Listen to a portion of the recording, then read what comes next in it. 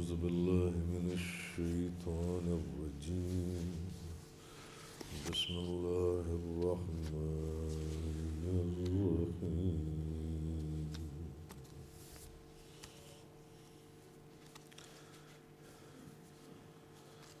وألف بين قلوبهم لو أنفقت ما في الأرض جميعا لو أنفقت ما في الأرض جميعا ما ألفت بين قلوبهم ولكن الله ألف بينهم إنه عزيز حكيم. جو کلمہ میں نے آپ کے سامنے تلاوت کی سورۃ الانفال کی آیت نمبر 63.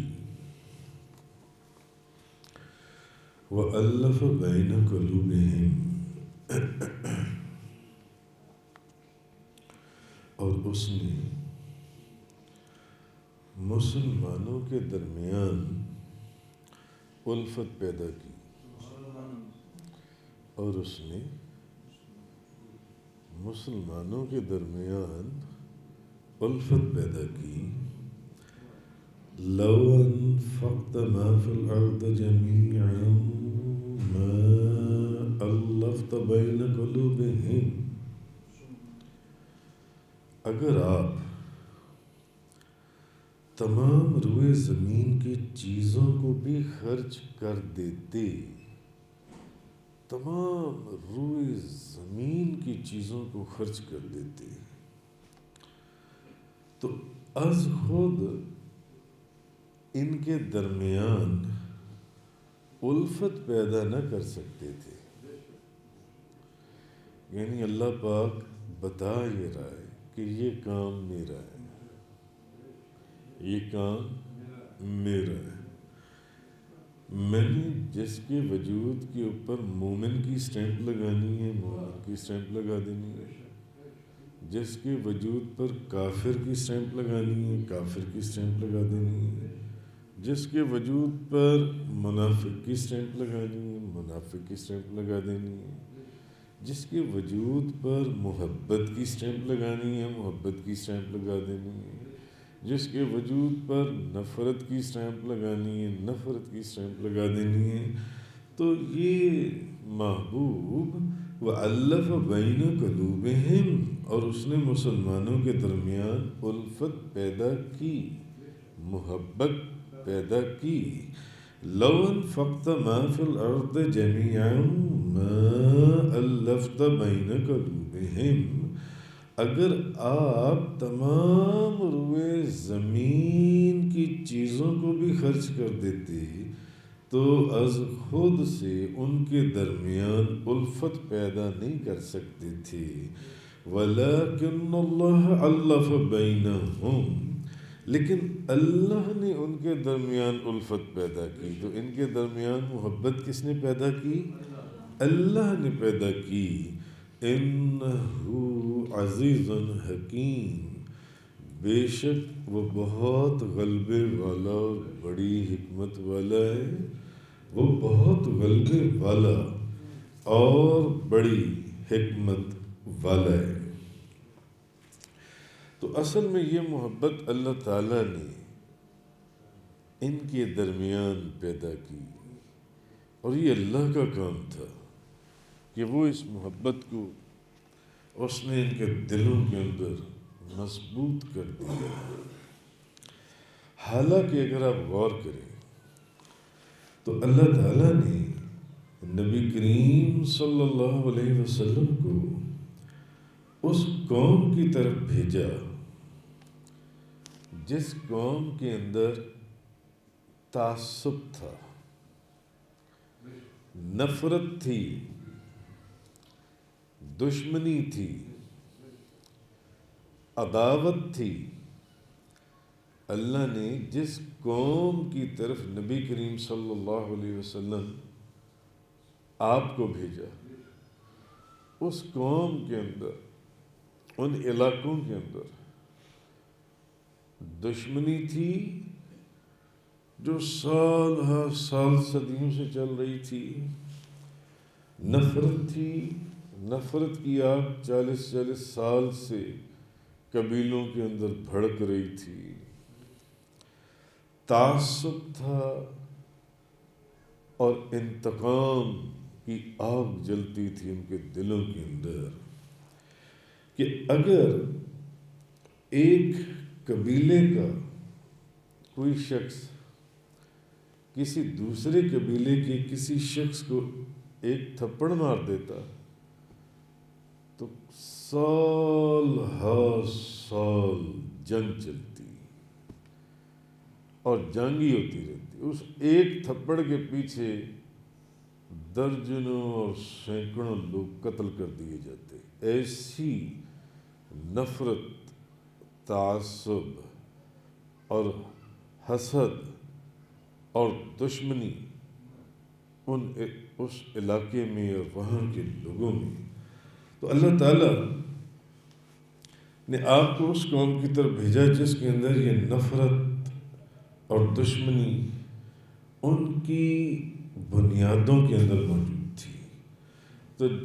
تو بلڈنگ تو ساری کھڑی بنیادوں کے اوپر ہوتی ہے، بنیاد کے زور پر جون سے، تو اگر کوئی شخص کسی دوسرے قبیلے کے شخص کو تھپڑ مار دیتا، اگر کوئی شخص کسی دوسرے قبیلے کے شخص کو تھپڑ مار دیتا تو جب تک وہ بندہ یا وہ قبیلہ اس بندے یا اس شخص سے وہ اس تھپڑ کا بدلہ نہ لے لیتا، ان کی انتقام کی آگ جن سی ہے وہ ٹھنڈی ہی نہیں ہوتی تھی۔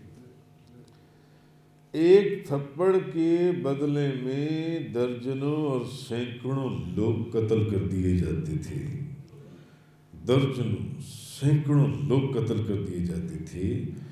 تو اللہ تعالیٰ نے نبی کریم صلی اللہ علیہ وسلم کو ایک ایسی قوم کی طرف بھیجا جس قوم کے اندر تعصب، حسد، دشمنی اور عداوت اس حد تک ان کی بنیادوں میں، ان کے وجود میں بیٹھ چکی تھی کہ ایک تھپڑ یا چھوٹی سی غلطی کے اوپر وہ لوگ تھپڑ کے بدلے میں تھپڑ نہیں بلکہ سینکڑوں لوگوں کو قتل کر دیا کرتے تھے۔ اور اس وقت بعض قبیلوں کے اندر چھوٹی معمولی سی بات کے اوپر 40 سال سے جنگ چل رہی تھی، جن میں ان کے ہزاروں لوگ قتل ہو چکے تھے۔ کہتے ہیں نا کہ یہ ان دو خاندانوں کے اندر نفرت تھی یا دشمنی تھی، اس نے اس کا ایک بندہ قتل کر دیا، انہوں نے اس کا ایک بندہ قتل کیا، انہوں نے اس کے 2 بندے قتل کر دیے، انہوں نے اس کے 2 بندے قتل کر دیے۔ مگر وہاں ایک بندے یا 2 بندوں کی بات نہیں تھی، بلکہ قتل کی بھی بات نہیں تھی۔ ایک تھپڑ کے پیچھے یا چھوٹی سی بات کے پیچھے اس نے اس کو چھیڑ دیا، ہزاروں لوگ قتل کر دیے جاتے تھے، اور پھر بھی وہ دشمنی ختم نہیں ہوتی تھی، وہ چلتی رہتی تھی مسلسل جن سے۔ تو اللہ تعالیٰ نے نبی کریم صلی اللہ علیہ وسلم کو ایسی قوم کی طرف بھیجا جس قوم میں تعصب اور نفرت، دشمنی اور انتقام ان کے وجود اور ان کی بنیادوں میں بیٹھا ہوا تھا۔ تو وہ لوگ جب تک اپنے بدلے کی آگ میں اگلے کو جڑ سے اکھاڑ کر ختم نہیں کر دیتے تھے، ان کو چین نہیں آتا تھا، ان کو سکون نہیں ملتا تھا۔ مگر پھر کیا چیز تھی جس نے اس قوم کی کایا پلٹ دی؟ وہ کون سی ہستی تھی جن کے آنے سے، جن کی برکت سے، جن کی رحمت سے، جن کی عظمت سے، جن کی نعمت سے تاجدار دو جہاں، شاہ سوار لامکان، مالک زمین و آسمان، روح کل فکان، سید السادات، جوہر کائنات، جان حیات، منبع فیض و برکات، حضور و نور، شافی یوم النشور، حبیب رب غفور، رسول خدا، شاہ خدا، نور خدا، احمد مجتبی، حضرت محمد مصطفیٰ صلی اللہ تعالی علیہ وآلہ وصحبہ وبارک وسلم۔ آپ کے آنے سے وہ صدیوں کی ان کی دشمنی، ان کی عداوت، ان کا بغض، ان کی نفرتیں محبتوں میں تبدیل ہو گئی، محبت میں تبدیل ہو گئی، تو ان کی کایا پلٹ گئی۔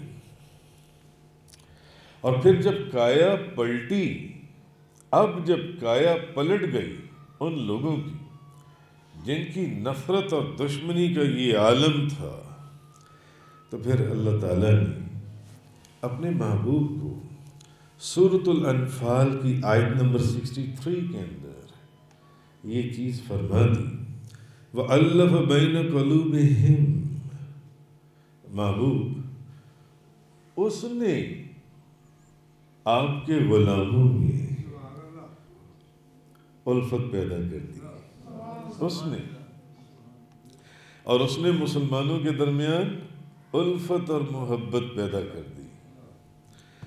جو چھوٹی سی بات پر ہزاروں لوگ قتل کر دیا کرتے تھے، سینکڑوں لوگ قتل ہو جاتے تھے، 40 سال جنگ چلتی تھی، قبیلوں کے قبیلے ختم کر دیے جاتے تھے، اور اس نے مسلمانوں کے درمیان الفت پیدا کر دی۔ وَأَلَّفَ بَيْنَ قُلُوبِهِمْ، اس نے مسلمانوں کے درمیان الفت پیدا کر دی۔ لَوْ أَنفَقْتَ مَا فِي الْأَرْضِ جَمِيعًا مَا أَلَّفْتَ بَيْنَ قُلُوبِهِمْ، اور اگر آپ تمام روئے زمین کی چیزوں کو بھی خرچ کر دیتے تو ان کے درمیان الفت پیدا نہیں کر سکتے تھے۔ اب یہ قرآن وَلَكِنَّ اللَّهَ أَلَّفَ بَيْنَهُمْ، مگر اللہ نے ان کے درمیان الفت پیدا کی۔ باقی آپ اگر روئے زمین کی چیزوں کو بھی لے آتے، آپ نے کوئی ان کے درمیان الفت پیدا نہیں کر سکتی۔ یہ اس کا کام ہے کہ اس نے ان کے درمیان میں الفت اور محبت پیدا کر دی۔ کیوں؟ اِنَّهُ عَزِيزٌ حَكِيمٌ، بے شک وہی غالب، وہی غلبے والا اور وہ بڑی حکمت والا ہے، اس نے ہی الفت پیدا کی۔ اب جب ان لوگوں کی کایا پلٹ گئی تو اسلام کی خاطر اب ان میں ایسی محبت اللہ نے پیدا کی، کس کی؟ ایک مسلمان کی دوسرے مسلمان سے، ایک مسلمان کی اسلام سے، دین اسلام سے، ایک مسلمان کی نبی کریم صلی اللہ علیہ وسلم سے۔ یہ اسلام کی محبت، دین اسلام کی محبت، ایمان کی محبت، مسلمان کی محبت، اور مسلمان کے دل میں سب سے بڑھ کر نبی کریم صلی اللہ علیہ وسلم کی محبت، یہ کس نے پیدا کی؟ اللہ، یہ کس نے پیدا کی؟ اللہ نے ان کے دلوں کے اندر یہ محبت پیدا کی۔ اور جب یہ محبت پیدا ہوئی تو پھر یہ وہی لوگ تھے اور یہ وہی قوم تھی جس کا میں نے پیچھے ایک تمہید باندھی آپ لوگوں کے سامنے۔ پھر یہ وہی قوم تھی کہ نبی کریم صلی اللہ علیہ وسلم کی خاطر پھر نہ تو یہ لوگ اپنے بیٹوں کو دیکھتے تھے، نہ اپنی بیویوں کو دیکھتے تھے، نہ اپنے باپ کو دیکھتے تھے، نہ اپنے چچا کو دیکھتے تھے، نہ اپنے بھائی کو دیکھتے تھے۔ پھر نبی کریم صلی اللہ علیہ وسلم کی محبت کے اندر، دین اسلام کی محبت کے اندر، یہ فنا فی الرسول کے اس مقام کے اوپر فائز ہوئے جس مقام کے اوپر قیامت تک اب کوئی اور فائز نہیں ہو سکتا، جس مرتبے پر وہ لوگ فائز تھے۔ نبی کریم صلی اللہ علیہ وسلم کے غلام، نبی کریم صلی اللہ علیہ وسلم کی نشست و برخاست سے ڈائریکٹ فیض حاصل کرنے والے آپ کی خدمت میں جلسی۔ اس کے بعد پھر اسلام کی نبی کریم صلی اللہ علیہ وسلم کی خاطر ایک شخص اپنے باپ، اپنے بیٹے، اپنے بھائی کو قتل کر دیتا تھا، جیسے کہ جنگ بدر میں عتبہ بن ربیعہ نے جنگ کے لیے للکارا، تو ان کے جو بیٹے ہیں ابو حذیفہ بن عتبہ اپنے باپ کے خلاف تلوار نکال کر مقابلے کے لیے بڑھے۔ جب عتبہ بن ربیعہ نے پکارا کہ بھی کون ہے جو میرے مقابلے میں آئے گا جنگ بدر کے اندر، تو ان کے صاحبزادے حضرت ابو حذیفہ وہ آگے بڑھے تلوار پکڑ کر، مگر نبی کریم صلی اللہ علیہ وسلم نے ان کو بٹھا دیا، بیٹھ جاؤ بیٹھ جاؤ ابھی بیٹھ جاؤ۔ مگر ایک بات ہے کہ جنگ بدر کے اندر ہی حضرت ابو حذیفہ جو ہیں وہ کس کے ساتھ لڑ رہے تھے؟ نبی کریم صلی اللہ علیہ وسلم کے ساتھ۔ اور کن کے خلاف لڑ رہے تھے؟ کفار مکہ کے خلاف، مکہ کے مشرکین کے خلاف جو جنگ بدر میں لڑنے کے لیے آئے تھے۔ حضرت ابو حذیفہ جنگ بدر کے اندر حضرت ابو حذیفہ کا باپ عتبہ، ان کا چچا شیبہ اور ان کا بھائی ولید بن عتبہ، تینوں جنگ کے آغاز میں ہی مارے گئے اور ان کی آنکھوں کے سامنے مارے گئے۔ حضرت ابو حذیفہ کے ان کا بھائی، سگا بھائی، ان کا چچا اور ان کے والد۔ کہنا بڑا آسان ہے اور سننا بھی بڑا آسان ہے، مگر کھڑے ہوں میدان جنگ کے اندر اور پھر آپ کی آنکھوں کے سامنے آپ کے بھائی کو قتل کر دیا جائے تو آپ کے قدم جمے رہ سکتے ہیں وہاں پر؟ اور آپ اس لشکر کی طرف سے ہوں جو اس کے مخالف ہو، آپ کی آنکھوں کے سامنے آپ کے چچا کو قتل کر دیا جائے اور آپ ہی کے ساتھی آپ کے چچا کو قتل کر دیں، کیا آپ کھڑے رہ سکتے ہو میدان کے اندر؟ آپ کی آنکھوں کے سامنے آپ کے باپ کو قتل کر دیا جائے اور آپ کے اپنے ساتھی جن کے ساتھ آپ کھڑے ہو کر جنگ کر رہے، آپ کے ساتھی، آپ کا گروپ، آپ ہی کے چچا کو، آپ ہی کے بھائی کو، آپ ہی کے والد کو آپ کی آنکھوں کے سامنے قتل کر دے، آپ کے بیٹے کو، کیا آپ کے قدم وہاں پر جم سکتے ہیں؟ اگر آپ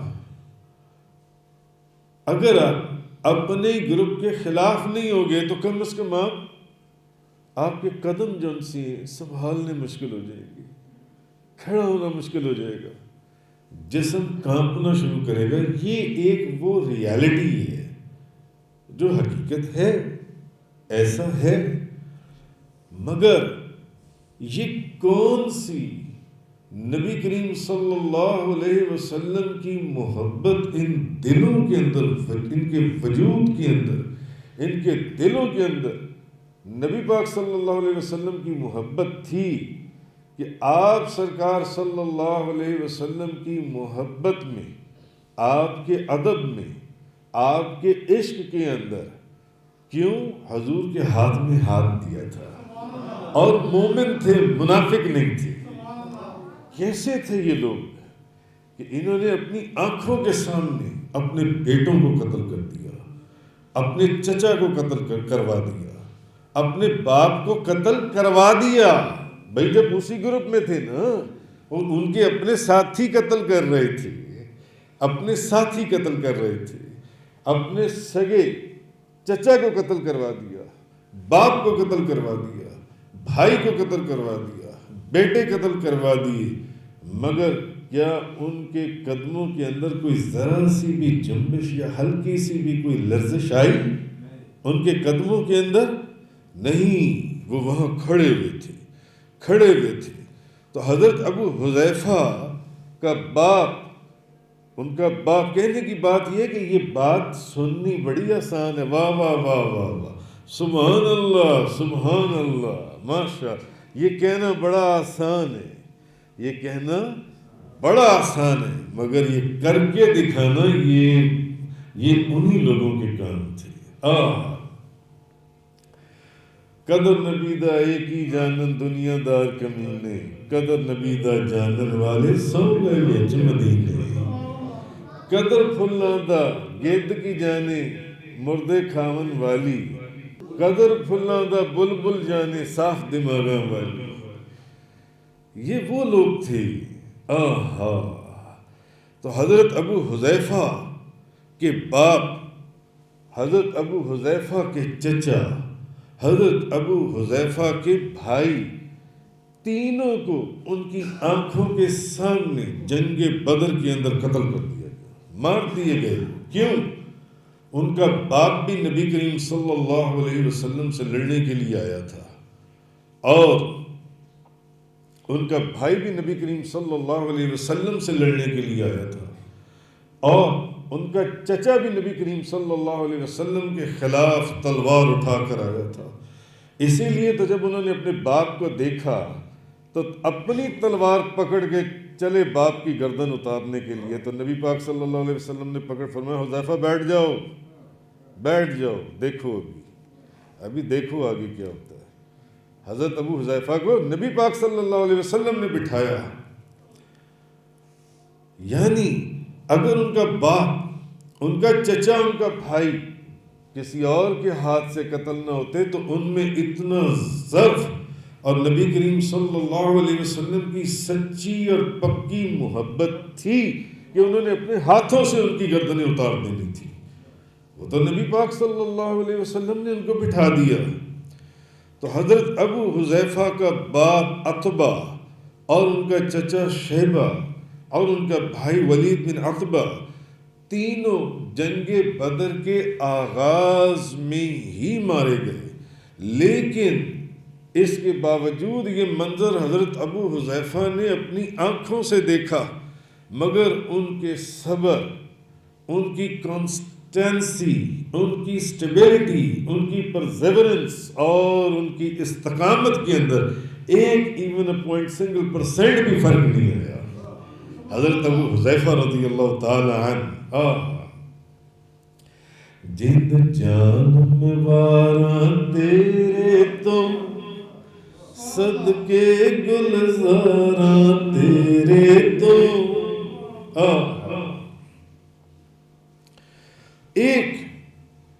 ایک ذرہ برابر بھی ان کے فرق نہیں آیا۔ اسی حالت میں آنکھوں کے سامنے، میں بات کو پھر دہرا رہا ہوں، ان کی محبت کا انداز، محبت والوں کے انداز میں رہے۔ ہم نے ایک مضمون، ہم نے ایک آرٹیکل لکھ چھوڑا ہوا ہے، بنا چھوڑا ہوا ہے، ابھی وہ لکھا نہیں گیا، فائنل نہیں کیا گیا، محبت والوں کے انداز میں رہے۔ یہ بھی انہی میں سے تھے، یہ بھی انہی میں سے تھے، حضرت ابو حذیفہ جو ان سے ہیں۔ اور اب دیکھ رہے ہیں. آپ بتائیے ایسی حالت میں کیا بندہ آگے لڑ سکتا ہے؟ مگر ان کی محبت نبی کریم صلی اللہ علیہ وسلم سے، وہ آپ یہ دیکھیے کہ وہ اسی طرح اسی جذبے کے ساتھ جنگ بدر کے اندر، جہاد کے اندر مصروف رہے اور لڑتے رہے. ان کی آنکھوں کے سامنے وہاں چچا قتل ہو رہا ہے، وہاں بھائی قتل ہو رہا ہے، وہاں باپ قتل ہو رہا ہے، دیکھ رہے ہیں اور اپنے ہی ساتھی قتل کر رہے ہیں، اپنے ہی ساتھی قتل کر رہے. کیوں؟ آپ نبی کریم صلی اللہ علیہ وسلم کے ساتھ آئے تھے، مگر آپ اسی جذبہ جہاد کے ساتھ لڑتے رہے جو ان سے. اسی چیز کو قرآن کریم کے اندر اللہ پاک نے فرمایا، یہ جو دین اسلام اور نبی کریم صلی اللہ علیہ وسلم کی محبت ان لوگوں کے دلوں کے اندر پیدا کی، یہ کس نے پیدا کی؟ یہ تو وہ قوم ہے جو ایک تھپڑ کے اوپر 40 سال کے اندر سینکڑوں لوگ قتل کر دیا کرتے تھے. ان کے دلوں کے اندر تو محبت نام کی کوئی چیز ہی نہیں تھی، اپنے ہی لوگوں کو مار دیتے تھے. ان کے اندر یہ محبت کس نے پیدا کر دی؟ دین اسلام کی، آپس میں مسلمان کی. ان کے اندر یہ کس نے محبت پیدا کر دی؟ نبی کریم صلی اللہ علیہ وسلم پیغمبر اسلام کی. تو وہ چیز اس آیت کے اندر اللہ پاک نے فرمائی، سورۃ الانفال کی آیت نمبر 63، وَأَلَّفَ بَيْنَ قُلُوبِهِمْ، اور اس نے مسلمانوں کے درمیان الفت پیدا کی. اس نے مسلمانوں کے درمیان الفت پیدا کی، دین اسلام کی، نبی کریم صلی اللہ علیہ وسلم کی. لَوْ أَنفَقْتَ مَا فِي الْأَرْضِ جَمِيعًا مَا أَلَّفْتَ بَيْنَ قُلُوبِهِمْ، اگر آپ روئے زمین کی چیزوں کو بھی خرچ کر دیتے تو خود سے ان کے درمیان الفت یا محبت پیدا نہیں کر سکتے تھے. وَلَكِنَّ اللَّهَ أَلَّفَ بَيْنَهُمْ، لیکن اللہ ہے جس نے ان کے دلوں کے اندر یہ محبت پیدا کر دی. محبوب آپ کی محبت، آپ کے غلاموں کی محبت، جس دین اسلام کو آپ لے کر آئے اس کی محبت، یہ اللہ نے ان کے اندر پیدا کی. کیوں؟ اِنَّهُ عَزِيزٌ حَكِيمٌ، بے شک وہ بہت غلبے والا اور بڑی حکمت والا ہے. بے شمار واقعات ملتے ہیں. عبد الرحمن بن ابی بکر جنگ بدر میں کافروں کی طرف سے لڑنے کے لیے آئے تھے اور انہوں نے مسلمانوں کو مقابلے کے لیے للکارا اور کہا کہ میں عبد الرحمن بن عتیق ہوں، اور آئے تھے مسلمانوں کے خلاف لڑنے کے لیے، مجھ سے کون مقابلہ کرے گا؟ تو اب ان کے لیے کون اٹھا تلوار لے کر؟ حضرت ابو بکر صدیق. حضرت ابو بکر صدیق اپنے بیٹے کے لیے تلوار پکڑ کر اٹھے.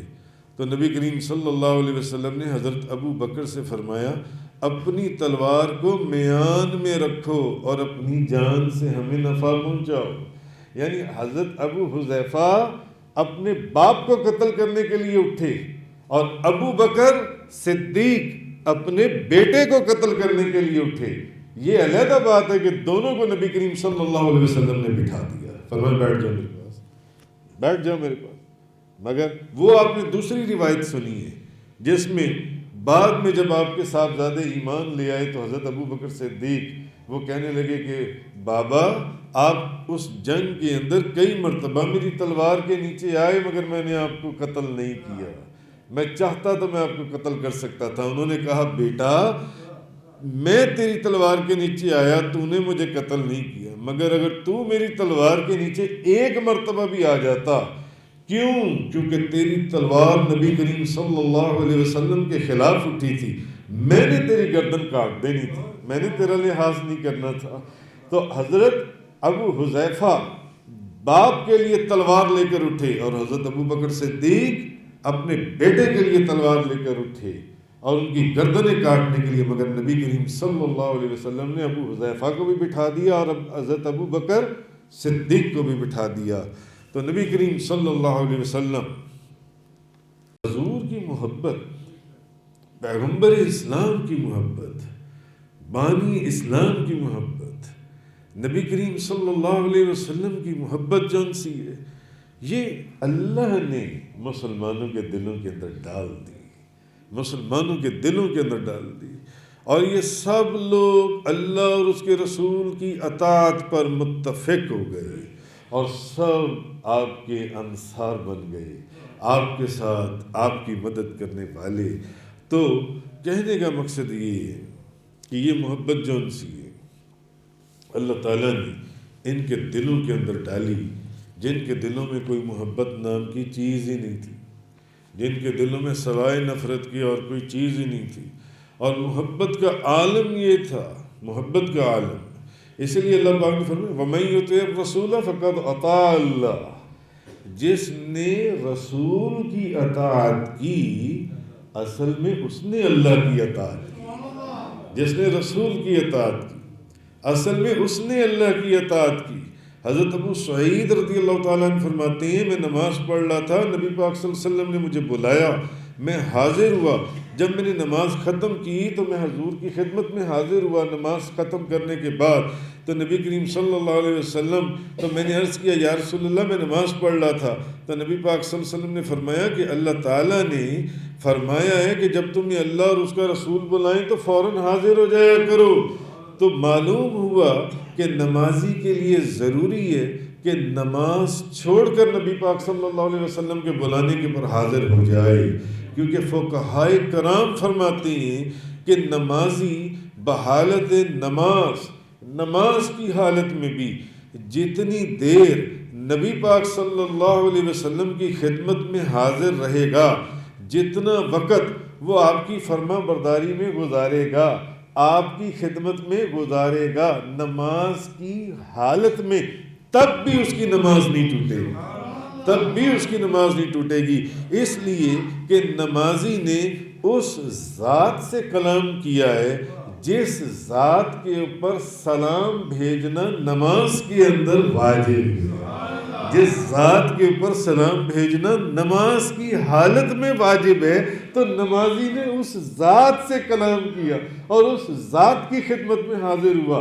اور ان کی فرما برداری میں وقت گزار رہا ہے، تو وہ جتنا وقت نبی کریم صلی اللہ علیہ وسلم کی محبت میں اور خدمت میں گزارے گا، فقہائے کرام، ائمہ عظام، علماء کرام وہ فرماتے ہیں کہ اس کی نماز نہیں ٹوٹے گی، کیونکہ وہ اس ذات کی خدمت میں حاضر ہے جس ذات اقدسہ کی بارگاہ میں نماز ہی کی حالت میں سلام بھیجنا واجب ہے۔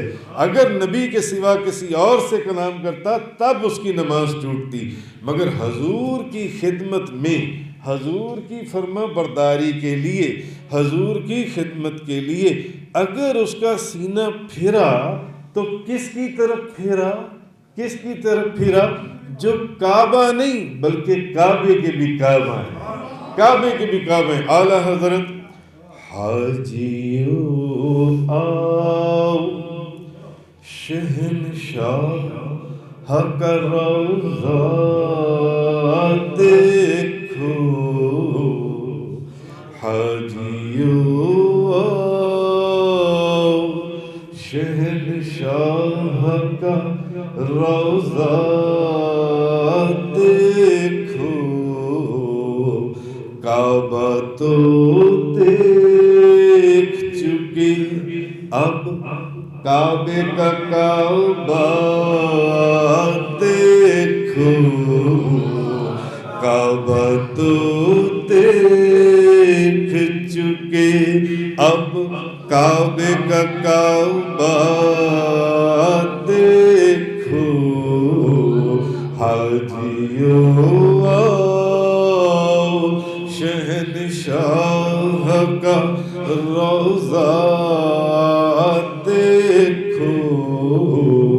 تو نبی کریم صلی اللہ علیہ وسلم جن کے اشارے پر چاند چلے، جن کے ابرو کے اشارے پر سورج واپس لوٹ آئے، جن کے اوپر درود شریف پڑھنے والے پتھر ہوں، اور حجر اور شجر ہوں، فَمَسْتَقْبَلَهُ حَبْلٌ وَلَا شَجَرٌ إِلَّا وَهُوَ يَقُولُ وَالصَّلَاةُ وَالسَّلَامُ عَلَيْكَ يَا رَسُولَ اللَّهِ۔ حضرت علی فرماتے ہیں کہ میں جس پتھر اور جس درخت کے پاس سے گزرتا تھا، بلکہ میں اس پتھر کو بھی پہچانتا ہوں جو نبی کریم صلی اللہ علیہ وسلم کی غالباً نبوت کے اظہار سے بھی پہلے، جب حضور اس پتھر کے پاس سے گزرتے تھے تو وہ پتھر حضور کے اوپر سے کتاب الشفا کے اندر قاضی ایاز مالکی رحمۃ اللہ علیہ نے اس کو غالباً بیان کیا ہے کہ وہ پتھر بھی حضور پر درود پڑھتا تھا اس طرح، الصلاۃ والسلام علیک یا سیدی یا رسول اللہ وعلی آلک وصحابک یا سیدی یا سیدی یا حبیب اللہ۔ سورج آئے، چاند آئے، درخت زمین کو چیرتے ہوئے چلے آئے۔ یہودی نے کہا یا یار میں آپ کو اس وقت اللہ کا نبی مانوں گا اگر آپ اس درخت کو اشارہ کریں کہ وہ درخت زمین چیرتا ہوا آپ کی خدمت میں آ جائے۔ نبی کریم صلی اللہ علیہ وسلم نے اس یہودی کو کیا فرمایا یا اس مشرک کو کیا فرمایا؟ حضور نے فرمایا میں جو اس کو کہوں کہ اے درخت تو زمین چیرتا ہوا میرے پاس آ جا، جا تو جا کر اس کو کہہ دے تجھے اللہ کے نبی بلا رہے ہیں۔ وہ یہودی جا کر کہتا ہے اور وہ درخت زمین چیرتا ہوا حضور کی خدمت میں اور کلمہ پڑھتے ہوئے حضور کی خدمت میں۔ چاند ٹوٹدا سورج مڑدا اے، پتھر بھی سلامی دیندے نے۔ چاند ٹوٹدا سورج مڑدا اے، پتھر بھی سلامی دیندے نے۔ ہر چیز تے سکہ چلدا اے، مختار محمد مدنی دا۔ تو یہ چیز اللہ پاک نے فرمائی وَأَلَّفَ بَيْنَ قُلُوبِهِمْ، اور اس نے مسلمانوں کے درمیان الفت پیدا کی۔ لَوْ أَنفَقْتَ مَا فِي الْأَرْضِ جَمِيعًا مَا أَلَّفْتَ بَيْنَ قُلُوبِهِمْ، اگر آپ روئے زمین کی چیزوں کو بھی خرچ کر دیتے تو ان کے درمیان الفت پیدا نہیں کر سکتے تھے۔ وَلَكِنَّ اللَّهَ أَلَّفَ بَيْنَهُمْ، لیکن اللہ نے ان کے درمیان الفت پیدا کی۔ إِنَّهُ عَزِيزٌ حَكِيمٌ، بے شک وہ بہت غلبے والا اور بڑی حکمت والا ہے۔